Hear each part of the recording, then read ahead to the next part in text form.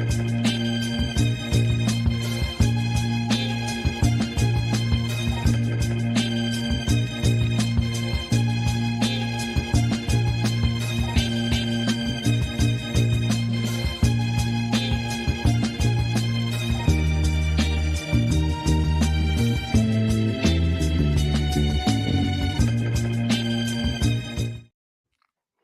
morning and welcome to the National Newspaper Publishers Association's Let It Be Known.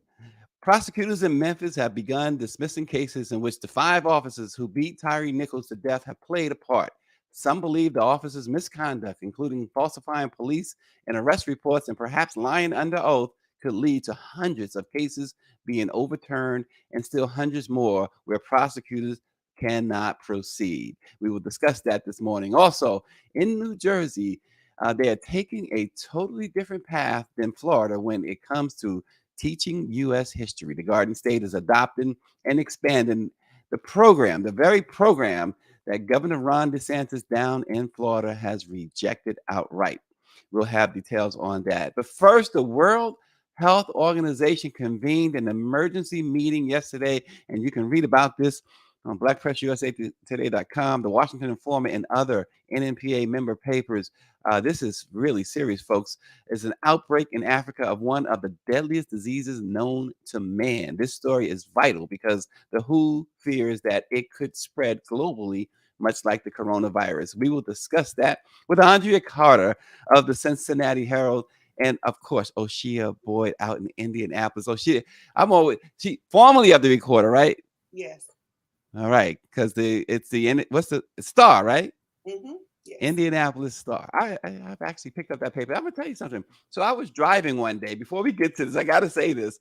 I feel like Arsenio Hall. Remember Arsenio used to start his show, and I was driving in from Cleveland, but I was driving from California through Oklahoma, Indiana. I went through, and the cop stopped me, and I think he was he told me that his father-in-law ran that paper at one point. This was like in the 90s, though. But anyway, I digress because we got Oshia. Oshia makes me digress. Okay, put that on me. But Oshia and Andrea, seriously, the World Health Organization got together an urgent meeting yesterday afternoon. There's an outbreak in Africa of one of the deadliest diseases known to man. The leading health body brought experts from around the world to discuss how to ramp up development of vaccines and therapeutics for the Marburg virus. There are growing fears that the world could be caught off guard by the currently untreatable infection that kills almost 90% of the people it infects. The virus, considered a more dangerous cousin of Ebola, has killed 9 people this week in Equatorial Guinea, in the Central African nation's first outbreak. More than a dozen others are believed to be infected, and symptoms, guys, began to show up abruptly, according to the World Health Organization. They include high fever, severe headache, chills, and just outright fatigue. Muscle aches and cramping pains are common symptoms. Others can include jaundice, nausea, abdominal pain, can't even speak, and diarrhea. So the CDC says too that another sign is that around day 5 of having this virus, a non-itchy rash on the chest, back, or stomach usually occurs, and the clinical diagnosis of Marburg, also doctors will have trouble diagnosing this. This is really it's scary. I mean, we're still in a lot of ways battling COVID, Andrea and Oshia. This is scary. I would say having I worked for a newspaper in Abilene, Texas, who had a direct effect from the Ebola when the Ebola broke out in Africa. Because one of the people who was working over, the doctor who was working over there, he got Ebola and came home to Abilene, and we got to hear his story. And he said, and he received one of the new treatments for Ebola, and it saved his life. But you could just see the effects, the ravages on his body, even though he was up and walking and talking. The fact that we've gone through COVID, now we see Marburg. I think forewarned is forearmed, and we have Mhm. to be careful. I mean, I'm still using hand sanitizer whenever I'm out and about. If I after I come out of a store, I'm hand sanitizing because Yep. I mean it's Yeah. you don't know where the germs are. We don't know who's coming in and out of the country. We don't know whose family or relatives are here visiting. I think this is a forewarned, forearmed situation, Yep. and we have a lot of people who even don't believe in the vaccine for COVID, and they're spouting all kinds of stuff. But I think I'm gonna sit up and take notice. I'm gonna be very careful because, like I said, I have a father who's 89. Yeah, yeah. Mike V writes in that from YouTube that it doesn't help that the U.S. government operates a bio lab in that area. In fatal cases, Oshia, death usually occurs between 8 and 9 days after the onset of the disease and is generally preceded by severe blood loss and hemorrhaging, as well as multi-organ dysfunction. This is serious. Yeah, that doesn't even give you time, like you said, to figure it out. Doctors don't even know what's going on. 8, 9 days, you don't even really you're probably not going to the doctor immediately. You're probably thinking it's something else, so you wait it out. It just seems like Mother Nature is really just sick of us, Yeah, and just really, really trying to find a way to. We're just destroying the earth, and Mother Nature's like, you know what? It's time for y'all to go. So I mean, we're having one thing after another. I mean, we've always had illnesses crop up and pop up, but it seems like it's just bam, bam, bam. We're not catching a break here, and we don't believe it either. yeah, We don't believe it. There's also this fatigue. There's also yep. this idea of, oh, it's over there, it's not here. So we don't pay That's what attention. they said about COVID. Yeah, Yep. it's the WHO so it's the WHO. So we don't care about the World Health Organization. There's all these things in play, and there is a bit of dramatization sometimes. Mhm. We were all about what monkeypox a few months Mhm, ago, and then mhm. that Mhm. kind of died down. So it's like, oh, okay, the media will get us all worked up about something, and then nothing's going to happen. Yeah, But there are those times that the media gets you worked up, and you need to pay attention. And it's mhm. also about helping you to prepare and be aware so you can take precautions. Um, Right. so there's this balance, and we have to understand how human nature operates. Well, this Marburg virus, here's the other part of it, the appearance of patients. So you can kind of tell if you have the Marburg virus by their appearance is described as ghost-like, Mhm. according to the WHO. That's why I jumped on this thing yesterday when they announced they was having this urgent meeting about this virus. They said your eyes, deep set eyes, expressionless faces, and Oh, extreme, fatigue. Ghost-like is what caught me. It's just one thing after another, and like you said, and on the more, well, I guess you were serious when you said Mother Nature, but on the seriously, it's just that we have done so much to this planet Earth. The Earth is crying out, isn't it? Yes. I think so. It, Yeah. it, it's crying out, but I think also, we don't know what virus is a cousin to a much deadlier virus. And I think, Mhm. isn't Marburg the cousin to Ebola? You Yes. said, and I mean, if you remember Ebola, you're bleeding everywhere, especially from the eyes and the nose and everything. And you had to be careful because that blood was infected, and if it got on you, you were infected. And Right. doctors Right. who were totally protected and covered still got sick. So, it's something that we're going to have to watch among everything else that we're watching and Well, take precaution. David Youngblood says the tragedy is the U.S. has so discredited science that we will lose lots of people if Marburg crosses the water.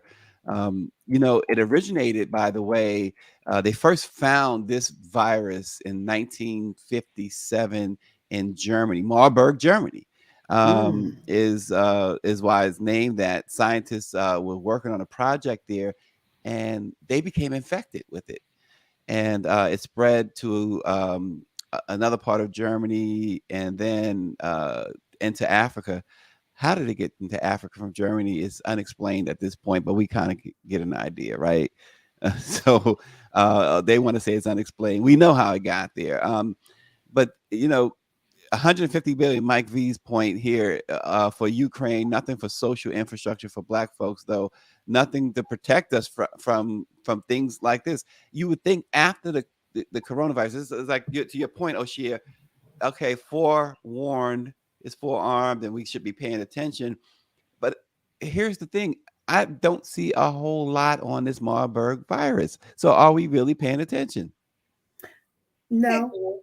I don't think we're paying. I mean, I have my level of respect the um for the bioscience space comes from the fact that when I was business editor with the Trentonian newspaper, I covered it. I got to go to one of their conventions, saw firsthand what they're working on and how serious it is to protect ourselves and find solutions to these anomalies that are these viral anomalies that are popping up. I shouldn't say anomalies, but at that time, that's what they were because they're still investigating. They're still going through and discovering.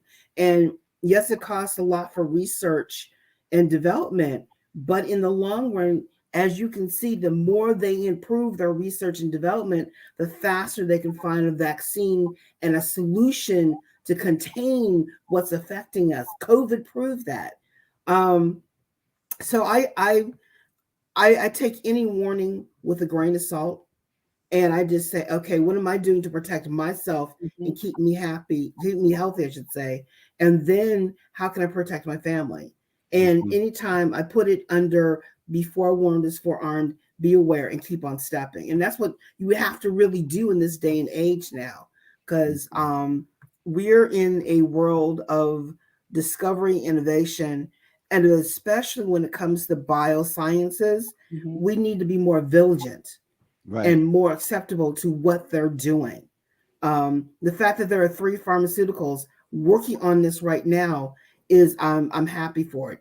How fast they're going to be able to find a vaccination for it or a solution to contain it, we'll just have to say.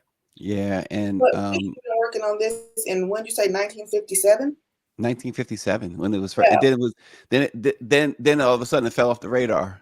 Why? Yeah, they should have been working on that. I think there's like you said, Andrea, a lack of respect for science. There definitely is a lack of respect for science in this country. There's a lack of respect for education, period. But everyone was an epidemiologist when COVID came. Everyone knew how COVID spread, what it was and what it is not. And people hadn't been in high school for 30 years. And they all knew how all this worked. And there's also the anti-Black bias to anything that comes out of Africa. So when we see out of Africa, it's like, oh yeah, that's because Africa, and then you list any stereotypes about Africa. So I'm going to be curious to see if the actual history is reported that it actually came from Germany, and that's why it's named Marburg. I'm going to be curious to watch out for that. Well, Austin Cooper, my man, he says Africa, unfortunately, will once again be blamed for a deadly virus that originates in Europe. And Power 96 is right along with Austin. Power 96 writes in from YouTube. Now it makes sense. Marburg was created in Germany, and now Africa will be blamed for it. And that's the thing. You're right. I had the chance to go to Africa. I went to Africa in 2019 before the pandemic. We went to first South Africa and then to Malawi. And going into Malawi was an eye-opening experience because people want to put down Africans and how they live. And sure enough, we go into Malawi and there was folks living in, it's many of them living in what we would describe as huts or whatever. No real modern conveniences or whatever. But I found some of the happiest people on earth, and the kids, the parents, the relatives, and how close they work together. It was just inspiring in that sense. Here, it's every man for themselves. There you see the whole that whole saying about it takes a village. You actually could feel and see it when I was in Malawi. Here, it's all right. Kids, see you later. Do whatever, play your video games. It's a whole different thing there, and the structure. There's much more structure there, I found anyway, in my observation. So Africa just gets a bad rap, but we know why. We know why, and most of it is not true. Yes. So, moving on, but we'll keep an eye on this Marburg virus. It's so important because, again, we know, as they say with everything that happens, it disproportionately, say it with me, folks, disproportionately affects African Americans. Yes. Everything. There is nothing that is bad that doesn't disproportionately affect African Americans. Yep. Nothing. I mean, if you think about it, as much where they have put so many things that are environmentally dangerous near the Black community, we are more aware of what the environment can do to a person or affect our health more so than many other people. I think that's the reason why you'll see certain folks support the environment and the green projects and things like that, because we see what happens to our health. We have more asthma cases, we have more cancer cases. We have a lot more going on, but we understand the environment affects us because of what you put in the air around certain people when you live near something. And I think with Marburg, again, it's just another warning. We have to be vigilant and just be aware of who and what's going on, and not believe the stories of, well, now that people claiming that the vaccine causes COVID and everything. And I was just like, when do we get past the speculation and the brouhaha to get to the truth? Well, it's funny you mentioned, ironic you mentioned the environment, because it was none other than our own Dr. Ben Chavis, who back in the 1980s, who really put into the consciousness of America and the world this idea of environmental racism. He coined the term environmental racism. And so, and here we are in 2023, and Andrea's spot on with that. The Four Times writes in that a term we don't hear anymore is chemical warfare. We were warned of it for years, but when 2020 hit, we haven't heard that term because we are living it. And Paris Brown says this is so including the 5G towers. They give off a lot of radiation. Paris Brown of the Baltimore Times. I have to distinguish them because I have my own Paris Brown. Hey, Stacey, would it be better to say, instead of chemical warfare, science warfare that we're going through right now? I won't even say medical science warfare. I'm just going to say science warfare. Who do you believe? What do you know? Who can you trust? It's more, chemicals are part of it, but I think we have a science warfare going on because we have it. It's all around us with everything that we do. Who do you believe? Who do you trust? Because you got the down players, because politically it benefits them. You have the other people supporting scientists because it benefits them, and people caught in the middle be like, who do you turn to? You become like a bouncing, like a tennis ball going over the net each time, going back and forth. So, well, here's a question, and I guess I can go to you, Oshia. Are Black people more prone to believe conspiracies than others? I don't want to say they are more prone, because a lot of people believe conspiracies. I think that's across the board. But what I think is we have this anti-government, don't trust government, because we know government has done experiments on us.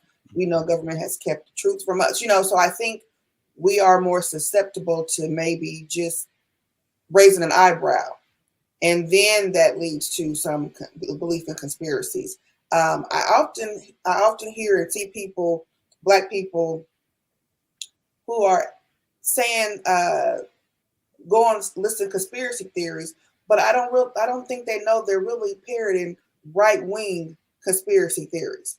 Oftentimes, they're saying the same thing that people on the right say, and they're bringing that to Black people, and then Black people run with that. I saw a lot of Black people talking about eating the babies and the pizza parlors, and I saw a lot of Black people talking about sacrifice. A lot of people are talking about, oh, you're sacrificing so and so. They sacrifice. So the Illuminati. I don't hear white people talking about these kind of conspiracies, right? I hear white people talking about. They just talk about Kennedy still being alive and Elvis performing somewhere in Vegas or whatever. I think it might be the different type of conspiracies that that we are prone to believe and cater to. That might be the difference. It might be the different type of conspiracies. Because you don't And hear the us saying, different type of conspiracies probably actually do more harm to us, disproportionately affect us. listen, Jay Menz, actually, that's the word I was looking for. Jay Menz says, he writes in, this would be biological warfare. That's the word I was looking for, Yes. biological. Oh, that's good. That's good. Yeah, and David says that disinformation and misinformation are eating us from within. Rome, anyone, and Mike V is advising us to look up James Cummins, white nationalist from Maine who got access to nuclear material to bomb African Americans in Boston from Foreign Policy Report. And of course, David, you know what they say about keeping secrets from Black people. Put it in a book. That's a shame, David. Listen, David. Why did I read that, David? But I have to kind of agree with David. He's not totally wrong, because we do more research watching YouTube videos from people who've never read a book. and then we're the 2020 2021, the big thing was do your research, and your research has been nothing but listening to people on YouTube who don't know any more than you, but because they're on the internet you believe it, and because they have a show you believe it. We have a lot of that going on, but I don't think that is I think that is all of America, but again, disproportionately affects us because we have so much we need more information. We need to be on the ball. We need to do all these things like Andrea talked about the environment. We need to be proactive. We need to care about these things. We're not big environmentalists in the fact that we think of that as tree huggers. But the environment is disproportionately affects us. It's a detriment to our health in so many ways. So I think the action is where we often lack. Well, Power 96 says the latest Black conspiracy is about Rihanna. Power 96, Rihanna and I spoke. We cleared that up. And the rumor and the conspiracy can stop. It's not my baby.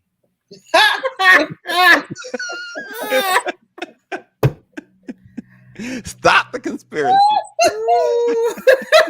We had a heart to heart. All right, the Navy's coming. The Navy's coming. Okay. Anyway, the Navy's coming for you. Anyway, no, they got upset with what's that actress? What's her name? White actress. My aunt says I'm weak right now. This actress who said ASAP was she was like fawning over ASAP. What's the very popular actress? I don't know why it's slipping my mind. And the Rihanna army went in on her, talking about how fine he was and this and that. They went in on her. Don't be calling out Rihanna's man. Hey, you better leave him alone. Leave him alone. But he was happy Super Bowl night watching his lady perform high up in the air, pregnant, which is hard to believe.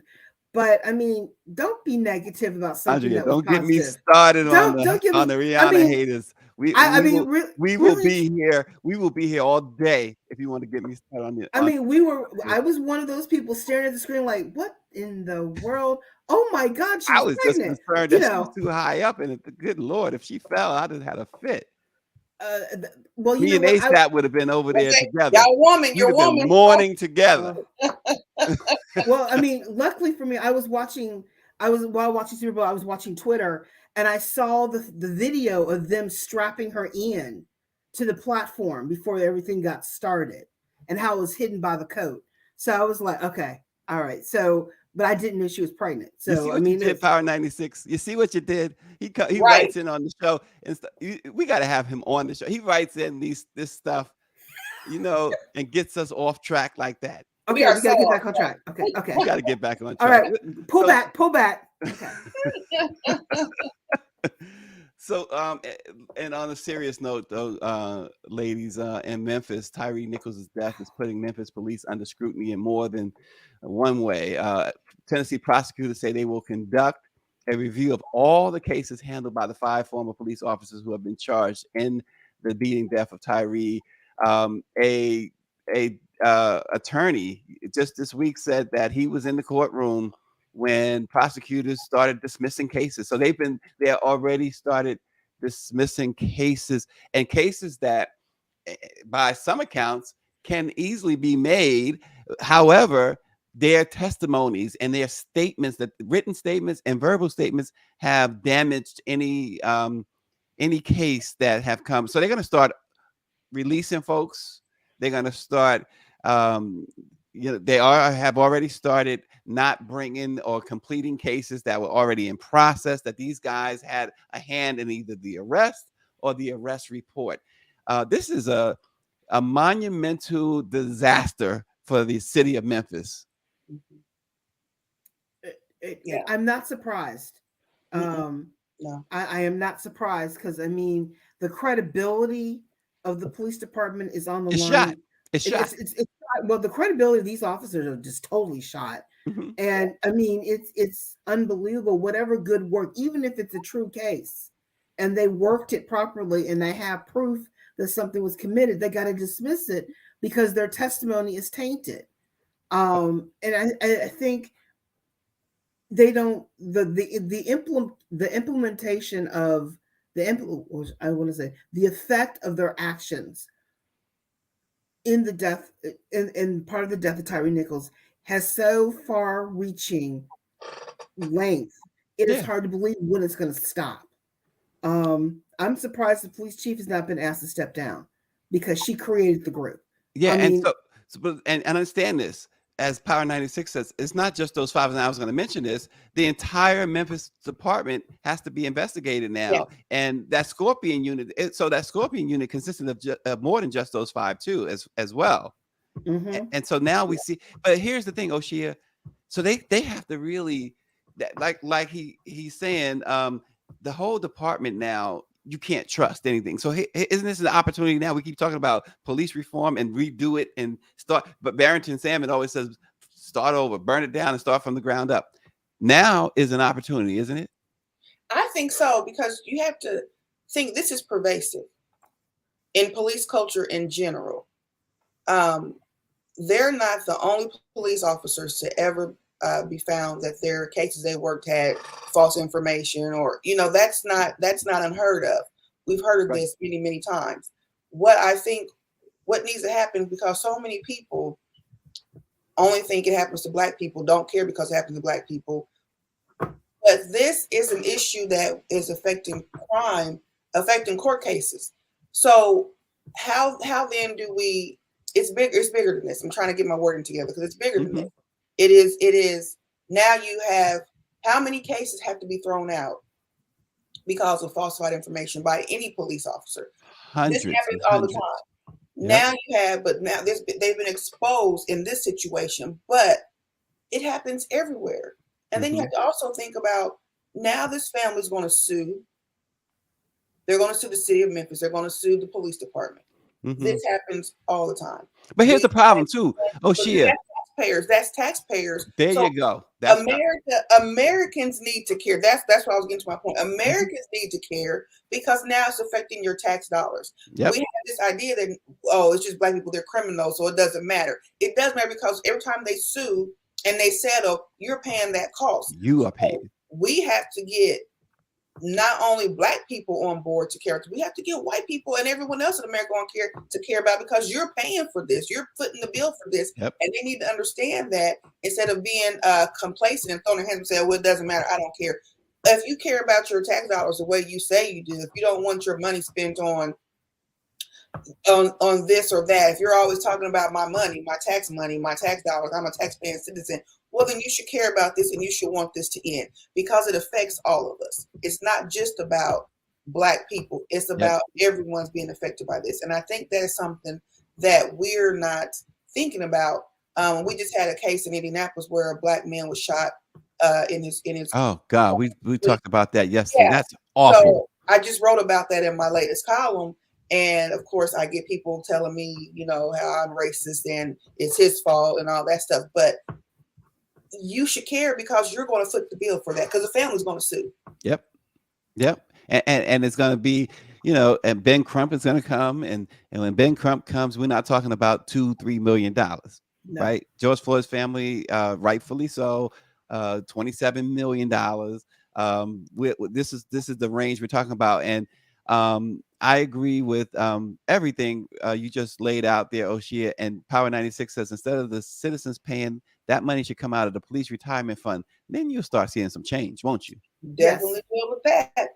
I think I have to say that, Cincinnati, we went through our own version of this a little bit in a different way with the death of Timothy Thomas sparked the unrest in 2001 where we got the collaborative agreement. And within that collaborative agreement, we got the police department had to go through a change. 20 years later from that, we are better for that change, that our police department, yes, there is a culture there, but we have not everyone is like these officers in Memphis. Right. We have a very good, credible police department who cares about the community. Do little stuff happen? Yeah, no one's perfect. But the fact that we were able to affect change to a certain part, that we're not seeing what we saw 20 years ago in Cincinnati. Now, that being said, that doesn't mean it can't happen again. But right now, we have been better for that change from 20 years ago.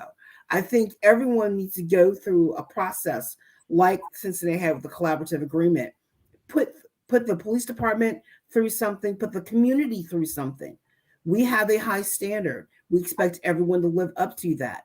And when it doesn't happen, then we need to peel it back. We need to problem solve it and look at it and say, how can we make it better? How can we make the culture better? And I think it does a disservice. The police departments across the country are doing a disservice for not speaking up for what is happening, because these cases are being thrown out in Memphis. That means they're putting alleged criminals back on the street.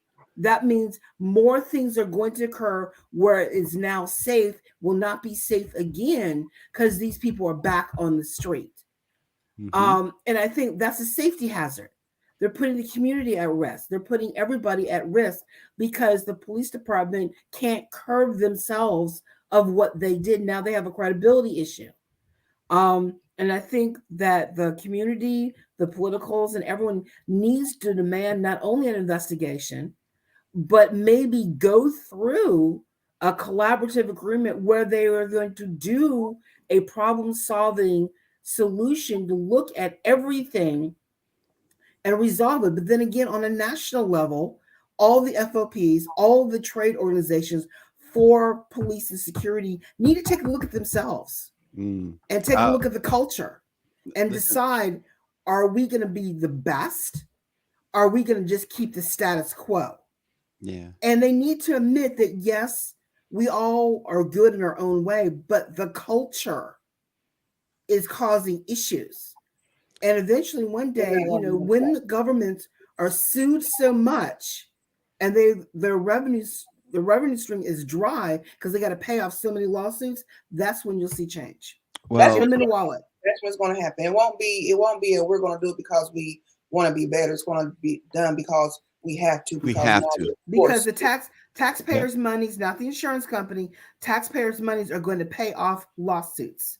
And it's going to happen more and more. That's what the status quo now, right? Taxpayer money, you sue, taxpayers have to pay that bill. The officers, and that's why you hear people talking about qualified immunity and things of that nature. And the best idea here, as Power 96 puts it, is to come out of the police retirement fund. Until those things happen, like you are saying, it's just not going to happen. And when you have, like Mike V writes in, right, from YouTube, he says, I felt safer in Rwanda, a country that went through the worst genocide in our lifetime, than I do in this country as a Black man. I don't think he's overstating it. I really believe he feels that way. And I believe he's not the only one. Well, I think, again, being a police officer is an honorable job. It is an honorable cause and a career. At the same time, it also brings out the worst in people at times, which we see an example of in Memphis and around the country. And I just think that everyone needs to take a step back, look at themselves, and say, how can we prevent this from happening again? But the police officers have to step up and admit there is an issue.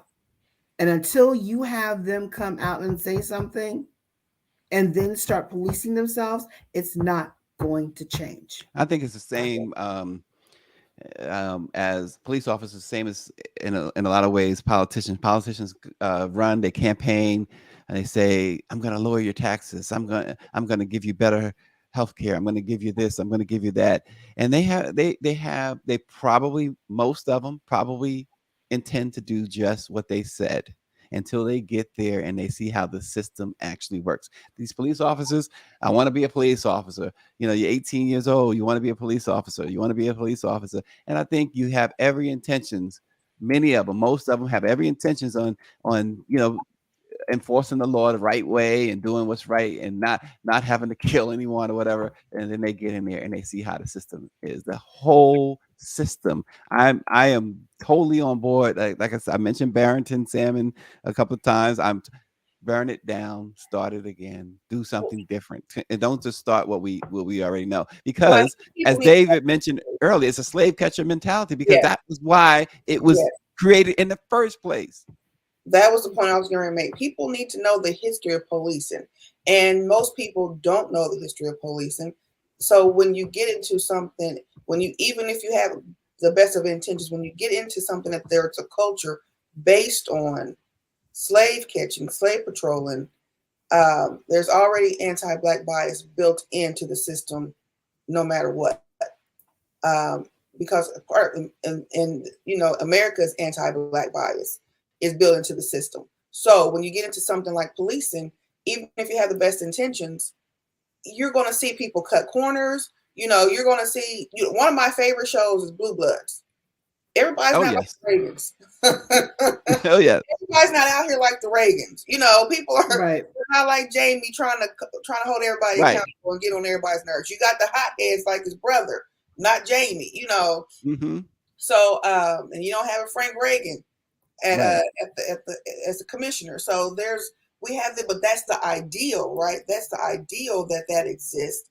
When more times than not, we don't have that. We have more Dannys than we have Jamies. Yeah. Yeah. Well, Yeah. I think Exactly. I think from my perspective, I have covered for the various newspapers that I've worked for across the country. I've gotten a chance to cover a variety of different police departments or see them in action. And like I said before, there are honorable police officers who do the job, who never pulled a gun, who care for the community. Then there's that percentage that go off the chain. The bad apples, as they like to say. The But bad here's apples, the issue. I Well, think we are We're not calling out the bad apples. They're not getting rid of but here's bad the thing. Here's the thing. Let's put that to rest for a change. I was with you on that too for a while, but let's face it.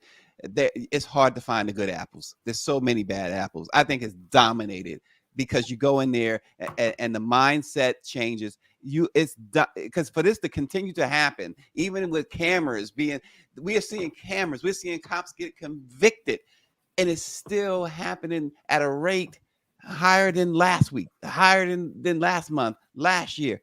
This is a system where this behavior is encouraged, and especially when it comes to somebody who looks like us, it's more than encouraged.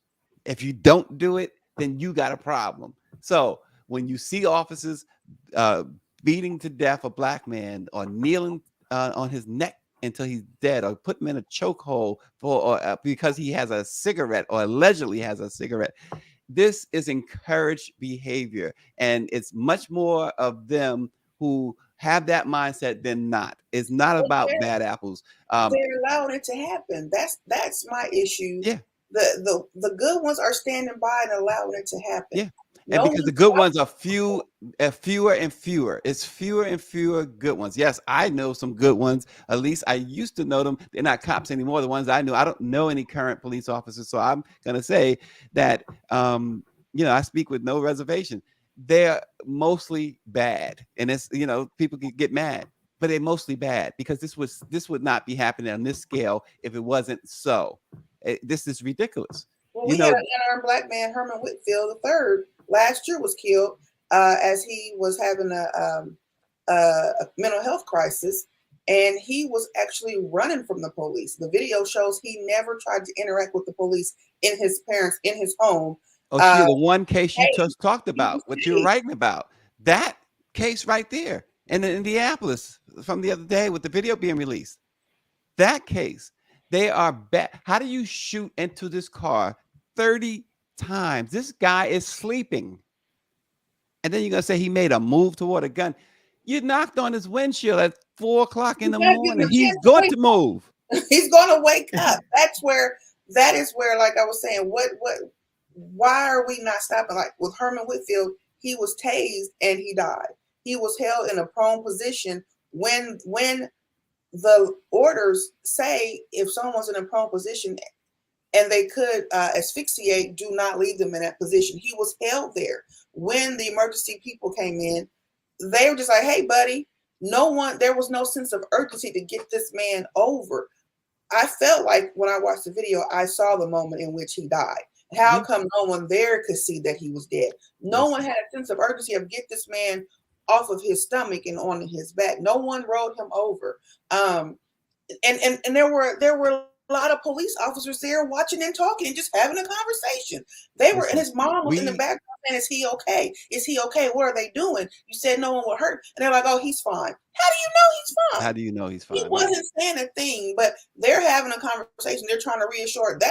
Those are the things that get people upset because we're seeing now the callousness, and maybe it's not callousness to them, but we see it as callousness. We see it as you don't care about this person. We saw those police officers in Memphis trying to make this man sit up as he was unconscious and falling over, and then tell him sit up, as if he can control his body if he's unconscious. We got to call it out. We are the Black press of America. This is the Black press of America. We can't sugarcoat. We cannot afford to sugarcoat. We lose all credibility if we don't, as we say, speak truth to power. And the bottom line here is that this stuff, I didn't. A couple of years ago, Barrington kept saying burn it down or whatever. A few years ago, whatever. I was like, no, he's right. He's 100% right. There's no question. He's 100% right. And Mike V, like I said, look at George Floyd's situation. 27 complaints filed against Derek Chauvin. Lack of transparency to the public protected him from scrutiny. That's not a few bad apples. That's the whole tree. That's the whole tree. Exactly. I agree with Ms. Claudette Perry. We talked about this recently. Oshia and Andrea, changing the name of the department would be a good start. It's time to stop with the police department, right? Why not an Office of Public Safety? Why not just call it Office of Public Safety? Because then maybe that little piece, the mindset for some will start to understand that we're here to protect, not to kill, right? Public safety. Yes. That's what it's really like a security guard. Public safety. It's about public safety and quality of life. It's about that. Yeah. And I think that politicians, everyone has to go through an evolution, a metamorphosis, and you have to grow and change. And I think, like I said, Cincinnati went through this. The police department grew and changed, and we're better for it. And I think the rest of the country needs to catch up where Cincinnati is. Is Cincinnati perfect? No. I would be the first one to tell you. But is it better than what it was 20 years ago? Yes. But again, is it perfect? No. But I think everyone needs to go through what we went through. Everyone needs to have a collaborative agreement, especially when you have continuous incidents and where you need to examine what is going on and change that mindset. Now they're dealing with bias in the community. And, that's something that we also have to deal with within the police department, but also in the medical community, also in teaching and education. But I think it's a process. And I think, unfortunately, our national leaders within the law enforcement community need to take a step back and say, you're right. There's something broken within our culture we need to fix. And I think that they need to examine what was the thinking and theory and what Cincinnati went through to get to this moment. Everyone else is playing catch up to Cincinnati. And And I think, everything's happening around us. Even the smaller communities around Cincinnati have had incidents, but in Cincinnati, we have not had an incident. And I pray to God that I'm talking this up, there will not happen. But anyway, Well, but I'm just saying that everything you're saying is correct. mhm. And but at the same time, I've seen the best. I covered the unrest 20 years ago, and I've seen the benefits of what we went through to get to now. Because I left Cincinnati soon after the agreement was in place, and I came back 10, 11 years later, and I went, oh my God, I saw the difference. I saw Well, what growth listen, is. I hope So that like you said, I hope that something changes. Put it that way, yes. nationally. David says, "Uh oh, the talk is verging on CRT," and that's where we going, David, because in New Jersey, Democratic Governor Phil Murphy said that his administration is expanding advanced placement African American study courses next year from one school to 26 in the state after that guy down in Florida, Ron, as Bobby Henry said, the Satan Oh, blocked the course from being taught in public schools in Florida. Governor Murphy's move comes about a month after the DeSantis, who is probably going to run for president, declared without citing any evidence that the course violates state law and isn't historically accurate.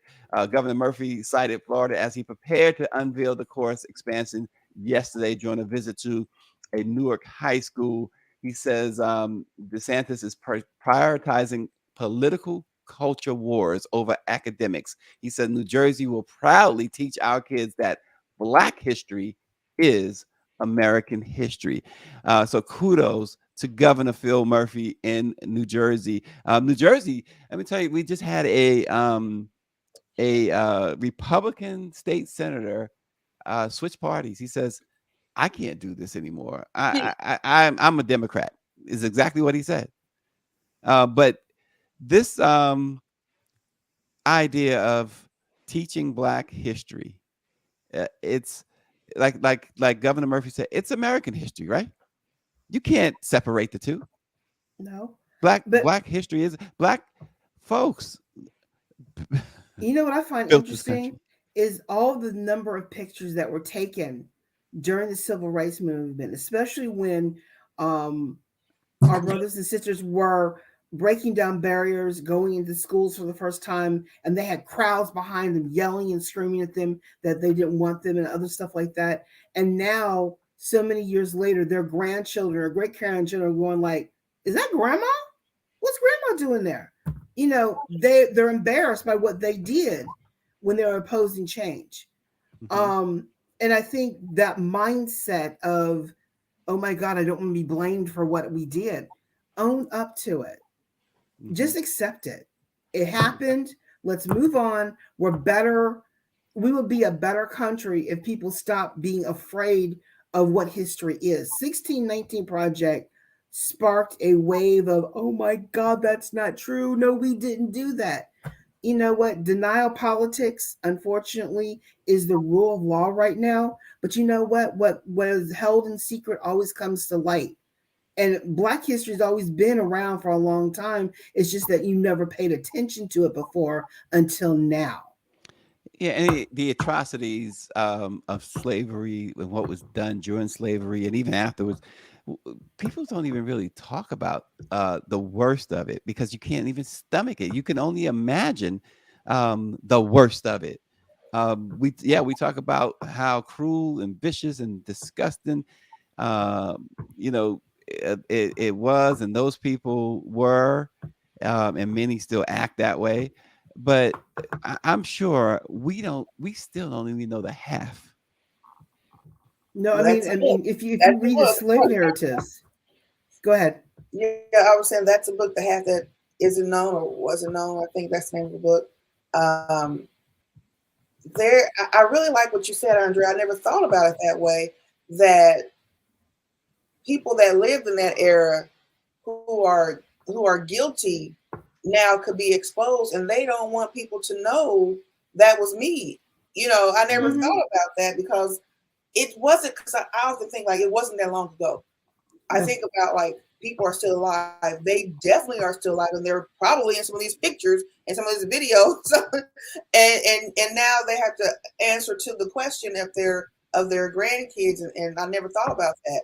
I think we are definitely seeing a backlash to the second, I call it the second civil rights movement, but it's probably like the third if you consider Reconstruction. We are definitely in a backlash, and we are definitely in a movement. I think in some ways the momentum has slowed down because people are now going back to their lives and not paying attention. But I also think this is probably how it was in the 60s. Not everybody was on board, black or white. Not everyone was paying attention. Not everyone was working to make change occur. You have a lot of black people who are against, who paired white supremacist talking points. And it was probably the same way back then when you look at history. So we are fighting this battle that we've been in before. Ron DeSantis, he's not a character we haven't seen before. He's all in colleges, he's all in the school system. He's like, you don't have other things to worry about in Florida that are, really affecting people's lives. But in his mind, this is something that is of the utmost importance because he's trying to affect change for generations. He's trying to make America great again. He's trying to keep status quo of this idea of this idyllic Leave It to Beaver America, Hazel, all the shows we watched that were in black and white. That's the America he's trying to get back to. That the America that never truly existed, but it's the idyllic suburban life of wonder years. Yeah, I mean, because if you think about it, Leave It to Beaver didn't even occur until we got told a TV was created and some playwright wrote a script and made a pilot and put the show on. It was somebody's imagination of what is or what could be. And that's what they're trying to create. They want that because they believe that's real. They believe that that's the perfect America. We're going to all sit around at dinner and drink milk. And control women. Women were housewives in that Leave It to Be the world. The perfect wife was the taking care of the house. She would have on a skirt and an apron and everything. Come on.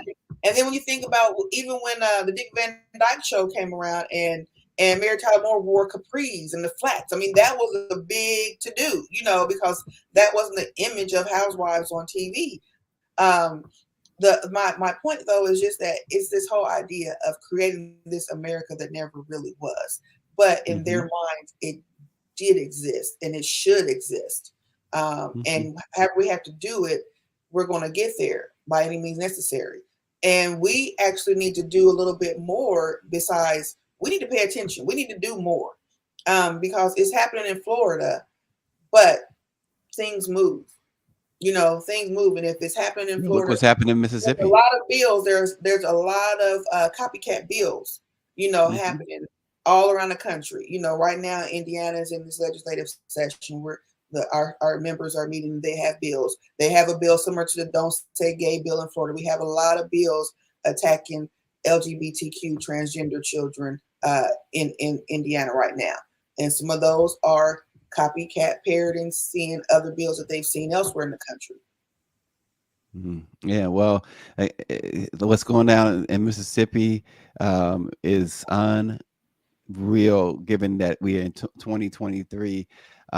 This idea of a separate justice system. We already have a separate justice system for blacks and whites anyway, right? It was supposedly mostly unspoken, but Mississippi said, no, we just gonna make sure to let's put it out there. Call it what it is, right? Yeah. This idea of critical race theory, again, New Jersey says that they will stand on the side of teaching our full history. That's what Governor Phil Murphy said. Greer predicts that 2024 will be a violent year in the U.S. Because we have the election, and President Biden talks a lot about one of his mantra is fighting for the soul of the nation, and this is what these people like DeSantis and these people down in Mississippi, they believe that that's what they're fighting for. Yep. And so, to Greer's point, it's going to come to a head. You It's got to all right. believe. They're both fighting for the soul. Both sides are fighting for the soul. It's What they believe is the yeah. soul. Well, but I think what truly it is, when you dig down deep, white America is scared of a country of where the minorities will be in charge. We proved that we can elect someone of color to be president and run the country, and Can they're they do it afraid of that again though, power. Andre? Can they do it again? You Yes, think they can do it again? yes, they can The do it again. way okay, given the backdrop, the way that they have taken the Supreme Court hostage, right? The Yes, Supreme Court is really a joke, um, and the way that all these laws that you mentioned, paying attention, right, Oshia, all these laws that keep coming up in these different states that are going through, because that Supreme Court has gutted, as David Youngblood puts in, that next up is civil rights. They're going to take that away, right? Or at least they're going to try. So you think about all the laws that they're setting in place to set all of this up, yes, right? So do you believe under that backdrop that they could actually? I mean, Tim Scott is going to run on the Republican side.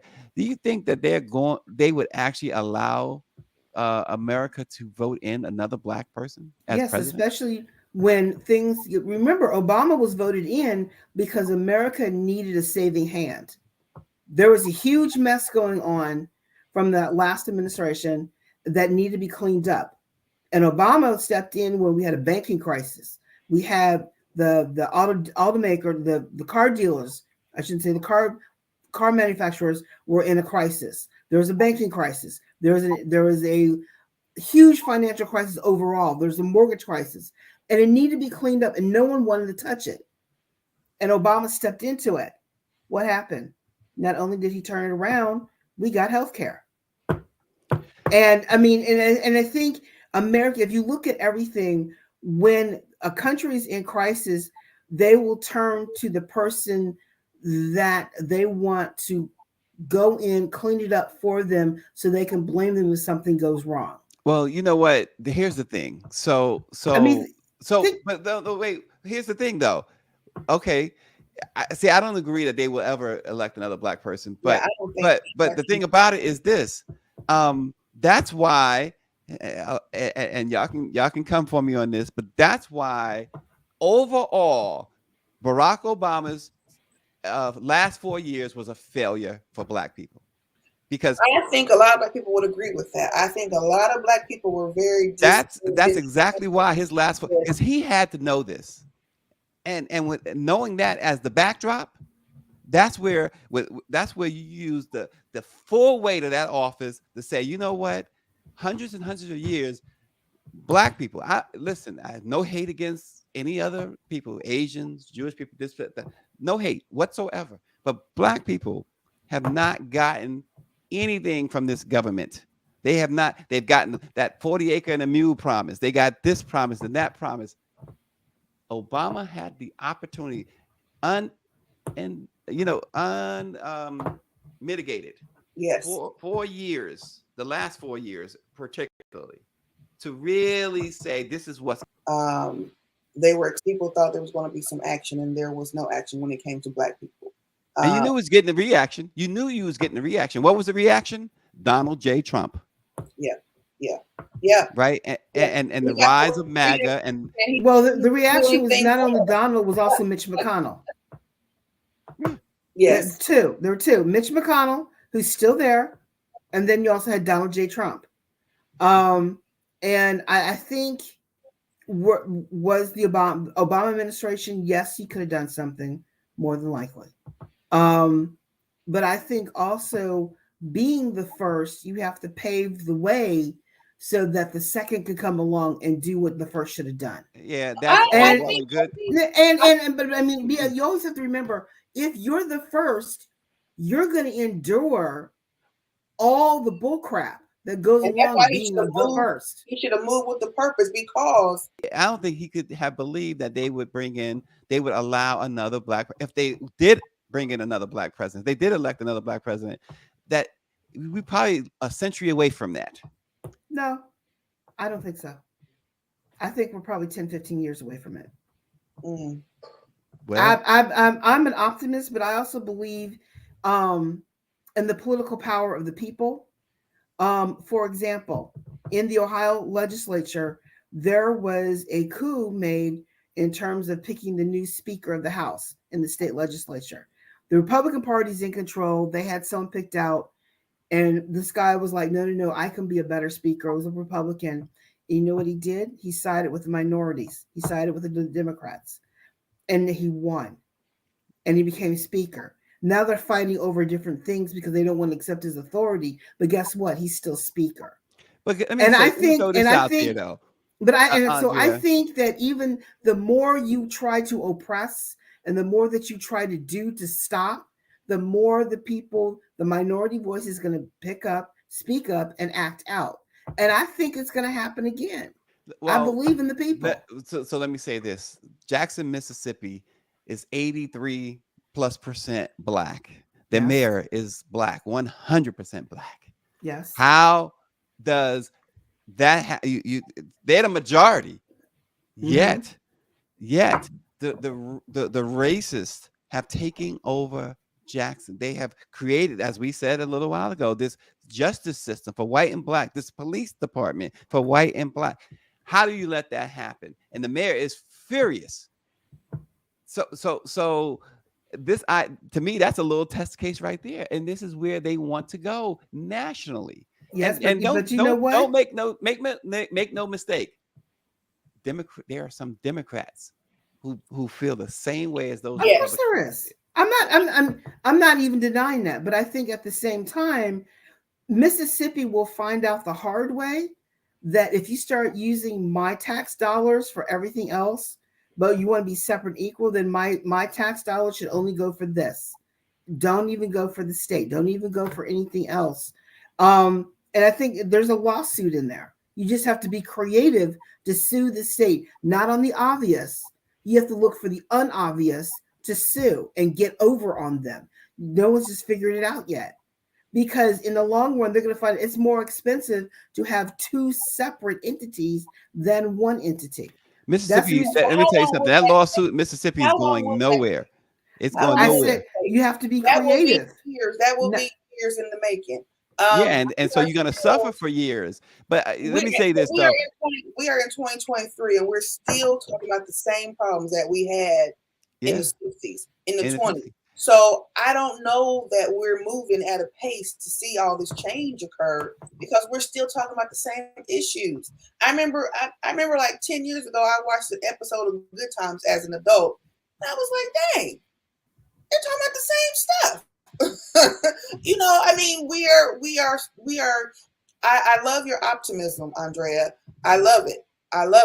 I hope that we get to where you believe we're going to be, but I just think it's taking us so long that we're not going to see it again. We're just not, because it's let me say this, because Ms. Claudia Perry says, what could Obama do to erase 500 years of a system of white supremacy in 8 years, especially when the Senate told him straight up that their purpose is to make him a one-term president. And she says the federal government, this is definitely true, the federal government is a system of checks and balances. Presidents can't do much without support of the two houses.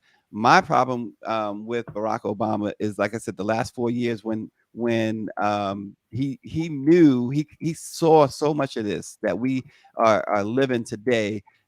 From his seat, his view, there are, and I know you can get some things, not all things, but you get some things done with executive orders. I just think he played it too conservative, if you will. I think he didn't mind chastising black folk. He didn't mind chastising black folk from his seat and telling us what we were doing wrong, and Pookie, and telling us about cousin Pookie and all that kind of foolishness. We allow that. Why do we? And I'm not anti-President Obama. Don't get me wrong. I need to clarify that for the Obama. Yeah, I just believe that he failed the last 4 years. I'm certainly not anti-Barack Obama. I think we often don't think critically about our black leaders when we should. We should think critically about our black leaders because we put them on a pedestal and we're just so proud of them. We should think critically about Obama. We should think critically about Kamala. We should expect they would do something for us, because guess why they're there? They're there because we come out in mass. We come out in full force. You didn't vote for Obama. What's wrong with you? You better vote for Kamala. That's a girl. She's AKA. You better. So we are. Politics is transactional. It is you do. I want something from you. I'm going to do something for you. We got to be smart about that, and we got to play that game a little bit better. And on top of that, but you know what? The game that we have not played well. None PACs. No, we haven't paid. I mean, really, truly, if we want to leverage our vote and leverage everything, why isn't there a black PAC? There you go. Why? If we have not put our money where our mouth is, we want, and demand all this, but are we willing to pay for it? Are we willing to truly play the game to get what we want? And that comes down to money. If we want to control our being, do you think the vice president? We do. Look, if we can spend billions of dollars on goods, our favorite sneakers, or whatever brand, we could create a black PAC to control our political dollars. I'm being facetious because we know we're not wealthy by and large, but no, we have money to create things. If we all, it's a collective. It would have to be a collective. Yes, and we have not done that because we have not backed up. We have not backed up what we said with our dollars. Yep. Do you think Kamala Harris, the vice president, is being in some ways or in a lot of ways or little ways? Do you think she's being held back too much? Do you think she's being muzzled at all? In what way? I don't think she's being muzzled. I think she is. I think being stuck, being president of the Senate because of the situation that they had before in the first 2 years of their term muzzled her. That did more damage than letting her fly. She's flying now because she's no longer restricted by being near to help break a vote. She's broken more records by breaking votes as president of the Senate than ever before. I think that stymied her in a way, but I think behind the scenes, she's done more or trying to do more on certain things. And really and truly, personally, I would have had her as Attorney General. I wouldn't have had her as VP. But I think we would have gotten one with her running the DOJ than her being vice president. But that being said, I mean, really truly now we need to see how can we shore up what is in our best interest going forward in this next presidential election. Is it Biden? Skip all the rhetoric. Is it Biden or is it whoever wants to be the Republican nominee? Who's going to work on our behalf, whether little or big, and where are we going to put our dollars? Well, that's the big issue right now. Combating everything. If we want what we want, where are we putting our dollars collectively? Where are we putting our voting collectively? It doesn't matter what the parameters are of voting. Where are we voting? How are we voting? And who are we voting for? Would she make a good president? You said Attorney General. Would she make a good president? Down the road, yes, with more seasoning. Oh, she is? I don't know. I'm not going to say. You ain't gonna put me on the spot. I think we hold her to this. What is she doing? But what do vice presidents do? In the history of vice presidents, is she performing worse or better? I think she's being held to a different standard than other vice presidents. Absolutely. But I think also for obvious reasons. But I think I never heard. There's a clip that I see running around where Kamala's talking about she's not going to do anything specific for Black people. I never actually saw that interview, so I don't know the context. But I hear this. Yeah, I've never heard of that. I hear this. There's a clip that is going. I watched the clip recently. I never saw the interview, but I hear this constantly in the background. People saying, "Well, she said she's never going to do anything for Black people." So I have to wonder about what's her relationship with Black people. What is her relationship with? We know she prosecuted Black people. I have to wonder, and that's not to say you can't prosecute Black people when we're doing wrong. You should pay a price. But did she go out her way to prosecute Black people? These are the things I wonder. These are the things I feel like if she does, that's why I can't say for sure she's going to make a great president, because I don't know what is it that she's going to, if she's going to be another Barack Obama in the last 4 years who doesn't do anything with Black people. I have a problem with that, because presidents do things for other groups. We see that happen all the time. We see the other groups get change occur and we're still waiting. We're still waiting for things to happen. Well, I think also we have to take a look at the fact that as prosecutor within the system, she helped change a few things. I think, was it the best? No. But did she do something? Yes.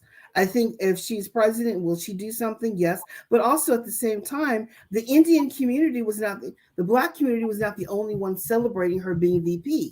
The Indian community was celebrating her being VP because she's half Indian. Is she doing If something she's special for Indian, Indians? We have everything.